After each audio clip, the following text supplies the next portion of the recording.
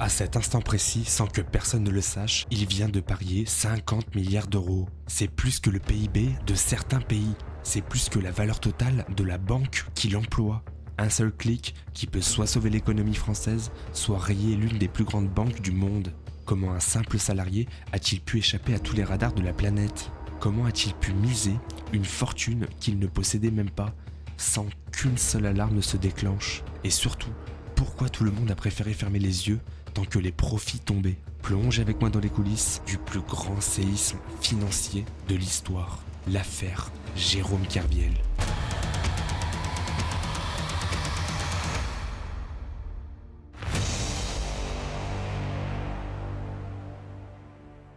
Mais pour comprendre comment un homme a pu aller aussi loin, il faut comprendre le terrain sur lequel il jouait. Parce qu'une grande banque, ce n'est pas seulement ce que tout le monde voit. Les comptes, les cartes, les crédits, ça c'est la surface. En réalité, il y a un autre monde, plus rapide, plus complexe et beaucoup plus dangereux. Un monde où l'argent devient abstrait, où tout se joue sur des écrans, des chiffres, des positions, et où une simple décision peut avoir des conséquences bien réelles. Au cœur de cet univers, il y a des salles de marché. C'est là que tout se décide en temps réel. Les traders suivent les marchés, seconde après seconde. Leur objectif est simple. En apparence, voir ce que les autres ne voient pas encore. Anticiper, se positionner avant le mouvement et en tirer profit. Mais ici, tout se repose sur une chose fragile, le timing, une erreur, un mauvais pari. Et les conséquences peuvent être immédiates. Parce qu'ici, une décision prise au mauvais moment peut coûter des millions, et même parfois plus. Et surtout que cet argent, ce n'est pas le leur, c'est celui de la banque. Plus les montants augmentent, plus les gains deviennent importants. Mais le risque, lui aussi, il grandit. Et il devient très vite incontrôlable. Alors sur le papier, tout est verrouillé. Il y a des règles, des limites, des contrôles. Tout est censé empêcher qu'un seul individu puisse aller trop loin. En théorie, le système, il est solide. Mais en réalité, un système n'est jamais plus solide que ceux qui le font fonctionner. Et dans ce genre d'environnement, une règle s'impose rapidement. Plus quelqu'un rapporte de l'argent, plus on lui laisse de la liberté. Plus il performe, et moins on le remet en question. C'est exactement dans ce contexte que Jérôme Kerviel va évoluer. Et pourtant au départ, rien ne le distingue vraiment. Il ne vient pas de ce monde, il vient pas des grandes écoles de la finance, il ne vient pas non plus des milieux fermés de la haute finance. En gros, il vient d'un cadre simple, loin des tours, loin des marchés. Et c'est peut-être justement ce contraste qui rend encore la suite beaucoup plus inquiétante. Au départ, son parcours n'a rien d'exceptionnel. Pas de coup d'éclat, pas de trajectoire spectaculaire. Il avance discrètement, mais méthodiquement. Mais sa capacité, c'est qu'il arrive à comprendre les chiffres et les mécanismes de l'économie. Donc ça, c'est qu'un avantage pour lui. Progressivement, avec le temps, il va se rapprocher du monde bancaire, jusqu'à intégrer la Société Générale.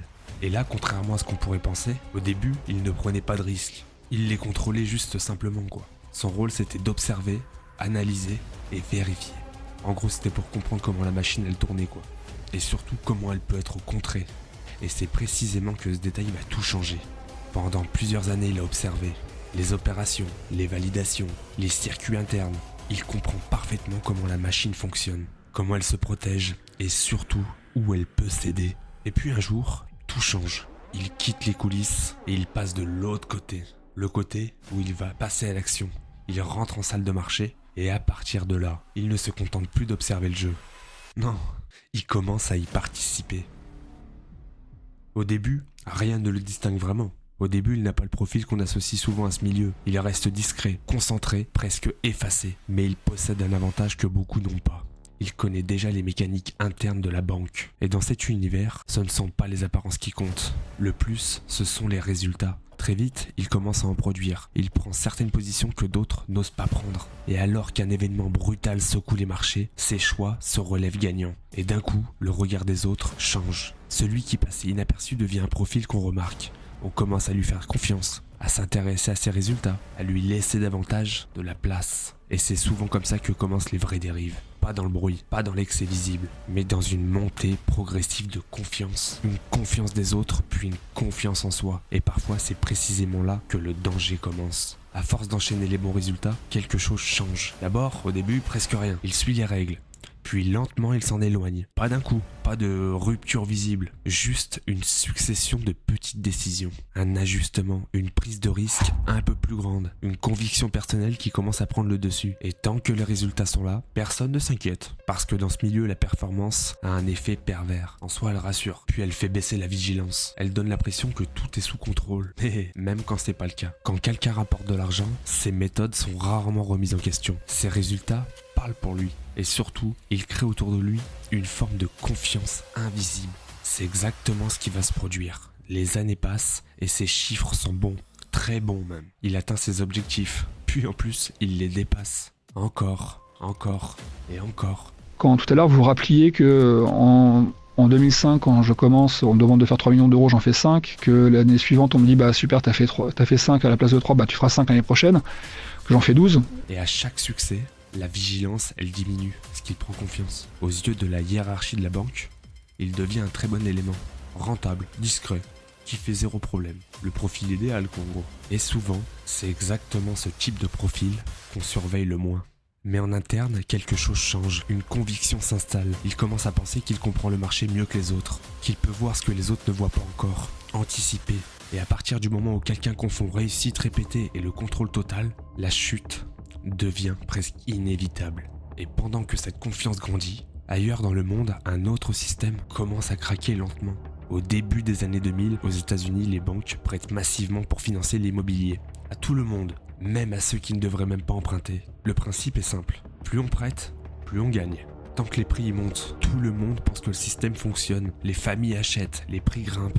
Les banques prêtent toujours plus, puis elles transforment ces crédits en produits financiers complexes, revendus dans le monde entier. Sur le papier, tout est parfait, diversifié, sécurisé, rentable. Mais derrière cette façade, une partie du système repose sur du vide, sur des emprunteurs incapables de rembourser, et le jour où les taux remontent, tout commence à craquer. Les défauts apparaissent, les paiements s'arrêtent, les saisies explosent, et les prix chutent rapidement. Face à une très grosse crise, malheureusement, on s'aperçoit que l'Europe est une fiction. Le monde découvre l'ampleur d'une crise sans précédent et sa complexité. Difficile d'en comprendre les causes et d'en imaginer les conséquences. Pour tenter de comprendre les raisons de la crise, retour au péché originel. Tout est parti du marché immobilier américain, devenu une immense machine incontrôlable et incontrôlée. Une immense machine à fabriquer des emprunts et donc des dollars. Stockton en Californie, le symbole de cette Amérique à crédit. Ici, une maison sur 25 appartient désormais aux banques. Dans les salles de marché, certains voient déjà arriver la tempête. Et Jérôme Kerviel en fait partie. Il est persuadé que tout va s'effondrer. Pour lui, la chute n'est pas une possibilité. C'est une certitude. Alors il agit en conséquence. Il parie sur la baisse des marchés européens. Sur le papier, son raisonnement il tient. Mais il y a un problème, un seul, le volume. Parce qu'il ne prend pas une position classique. Il engage des montants énormes. Pendant ce temps, la crise commence à s'étendre. Ce qui semblait solide commence à se fissurer. Mais pour la plupart des gens, tout est encore flou. Le mot subprime circule, sans que personne ne mesure réellement ce qui est en train de se passer. Parce que là, à ce stade, il ne prend plus une position classique. Il engage des montants de plus en plus importants, bien au-delà de ce qu'il est autorisé à faire. Au début, rien ne se passe comme prévu. Le marché ne réagit pas et les indices tiennent. Les jours passent, puis les semaines. Et ce qu'il pensait évidemment n'arrive pas. Ses positions alors deviennent de plus en plus risquées et de plus en plus dangereuses. Et avec elles, la pression monte. Chaque jour un peu plus, jusqu'au moment où une autre idée s'impose. Cacher et retarder, en gros gagner du temps. Et c'est exactement là que tout bascule. Quand ses pertes deviennent énormes, il ne s'arrête pas, il ne coupe pas et ne revient pas en arrière. Il fait l'inverse. Il crée des fausses opérations pour compenser les vraies. Une illusion sur les écrans, tout semble équilibré, les comptes sont propres, les systèmes ne voient rien, mais en réalité, la banque est totalement opposée. Cette sécurité n'existe pas, ce ne sont pas des protections, juste une façade, une manière de gagner du temps. Et plus le temps passe, plus le risque devient incontrôlable. Et c'est là que l'affaire bascule vraiment. Parce que là, à ce stade, c'est plus un simple trader qui prend juste des risques, c'est quelqu'un qui connaît le système et qui l'utilise contre lui-même. Il sait comment fonctionnent les contrôles, il sait à quoi ressemblent les alertes, il sait exactement ce qui peut déclencher une vérification et ce qui peut passer sous le radar. Pendant un temps, Ça fonctionne, les chiffres restent acceptables. Les contrôleurs y voient de l'activité, mais pas de danger réel. Tout semble cohérent, en surface. Mais derrière, la pression devient insoutenable. Parce que plusieurs mois avant, je n'avais pas dormi, je dormais plus du tout, je ne m'alimentais plus. J'étais omnibulé par le marché. Et je me suis vraiment fait peur à ce moment-là, je me suis dit ok, je vais prendre du temps là. Et surtout, c'est que le pire, c'est qu'il sait qu'il peut plus revenir en arrière. Chaque journée pour lui devient la même. Surveiller, ajuster, masquer, recomposer. Il ne traite plus vraiment, il entretient juste une illusion. Et plus l'écart grandit, et plus il se renferme. Jusqu'à en devenir prisonnier de son propre système. Et puis arrive l'été 2007. Et tout change. La crise s'accélère, les marchés deviennent instables. Et soudain, ses positions commencent à lui donner raison. Ce qui devait être une catastrophe se transforme en gain énorme. Un retournement total. 12 millions d'euros à faire, j'en ai fait 500, c'est bon, je suis peinard pour des années. En fait, je pourrais ne plus rien faire le reste de ma carrière et juste vivre sur ces 500 millions d'euros qui sont faits.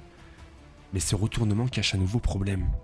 Tout simplement parce que ces gains sont trop élevés, ils sont trop visibles. Et dans ce monde, gagner beaucoup trop peut être aussi dangereux que tout perdre. Vous allez me dire, mais comment ça ? Déclarer un bénéfice colossal reviendrait à relever l'ampleur de ses positions. Et ça, il peut pas se le permettre. Alors ce qu'il faisait, il ne disait pas tout. Il sous-déclara.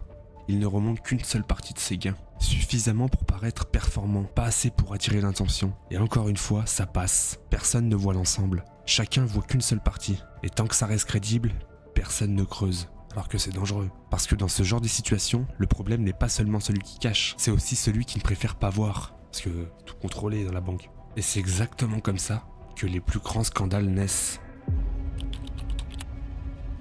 Les marchés sont déjà sous tension, l'atmosphère est fragile, mais personne n'imagine encore ce qui est sur le point d'être découvert. Puis une anomalie apparaît. Au départ, un simple détail, puis une ligne étrange, un montant incohérent, un chiffre impossible.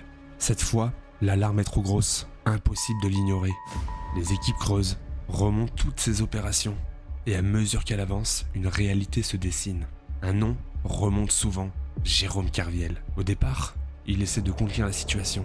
Il explique, il minimise, il affirme même que ce n'est pas une perte, mais un gain. Mais plus les vérifications avancent, plus la réalité devient impossible à ignorer. Ce que les équipes découvrent dépasse tout ce qu'elles imaginaient. Des dizaines de milliards d'euros engagés. C'est pas quelques centaines de millions, non. Des positions gigantesques ouvertes sur les principaux indices européens. Une exposition si massive qu'au moindre mouvement de marché, c'est toute la banque qui peut vailler. À cet instant, ce n'est plus un problème de trader, c'est une menace pour l'institution. Le choc est total. Et à ce moment-là, il ne s'agit plus de sanctionner un homme. Là, ce qu'il faut, c'est juste sauver la banque. Une cellule de crise est déclenchée en urgence. Une seule priorité, liquider les positions, le plus vite possible. Mais déboucler des dizaines de milliards sans alerter les marchés, c'est presque impossible. Pendant 3 jours, la banque fait que de vendre. Encore et encore, massivement. Elle fait ça dans l'ombre, sans explication. Mais le timing est terrible. Les marchés sont déjà fragiles. Et chaque vente accentue la chute. À ce stade, il ne contrôle plus les pertes. Il les limite. Au bout de l'opération, le bilan est historique. 4,9 milliards d'euros de perdus en quelques jours. Un chiffre colossal. Le 24 janvier 2008, l'affaire devient publique. En quelques heures, tout bascule. Le nom de Jérôme Kerviel est partout. En boucle, à la télévision, à la radio, dans les journaux. L'homme que personne ne connaissait devient soudain le visage du scandale. Les médias s'emballent, ils veulent tout, son visage, son passé, ses proches, sa vie. Et très vite, l'affaire dépasse largement la finance. Parce que la vraie question change. Ce n'est plus seulement qu'a-t-il fait, mais comment un seul homme a-t-il pu faire ça sans que personne ne l'arrête ? Très vite, 2 versions s'affrontent. La première est simple. Un homme a fraudé, il a menti, contourné les règles et provoqué à lui seul une perte historique. L'affaire est claire, le responsable aussi. Mais une autre version apparaît, un peu plus dérangeante. Et si ce n'était pas seulement un homme ? Et si le problème venait aussi du système ? Un système avec des failles ignorées ou volontairement ignorées. Jérôme Kerviel, lui, il reconnaît avoir dissimulé. Mais il refuse l'idée d'un acte personnel. Selon lui, il n'a rien volé. Il dit avoir évolué dans un environnement où certaines pratiques faisaient partie du jeu. Son message est simple. Il n'est pas innocent, mais il refuse d'être le seul coupable. L'enquête avance, et en 2010, le procès s'ouvre. Pendant plusieurs semaines, tout le dossier est disséqué. Chaque opération, Chaque chiffre, chaque manipulation, les faux mails qu'il a fait, les alertes ignorées, les contrôles défaillants, tout remonte à la surface, tout en haut de l'iceberg. Mais au fond, une seule question domine. Jusqu'où va la responsabilité d'un homme? Et où commence celle du système? Et puis là, le verdict y tombe. 5 années de prison pour Jérôme Kerviel, dont 3 ans ferme. La Cour d'appel de Paris confirme le jugement prononcé en première instance en 2010. L'ancien trader comparaissait pour avoir fait perdre 4,9 milliards d'euros à la Société Générale en 2008, une somme qu'il devra par ailleurs rembourser intégralement. Une condamnation qui dépasse l'homme. Un chiffre si grand qu'il en devient presque irréel. Mais l'histoire ne s'arrête pas là. Le débat ne disparaît pas, il s'installe, et avec lui, une fracture d'un côté et un homme coupable. De l'autre, le symbole d'un système défaillant. Puis peu à peu, quelque chose change. La justice reconnaît enfin que elle-même, la banque, a failli dans ses contrôles. Ce que ça veut dire concrètement, la fraude existe. Mais elle n'est pas née seule, elle a été rendue possible. En 2016, la sanction s'effondre. De 4,9 milliards à 1 million d'euros. Un retournement, mais pas une réponse définitive. Il reste toujours coupable, mais c'est une chose qui change.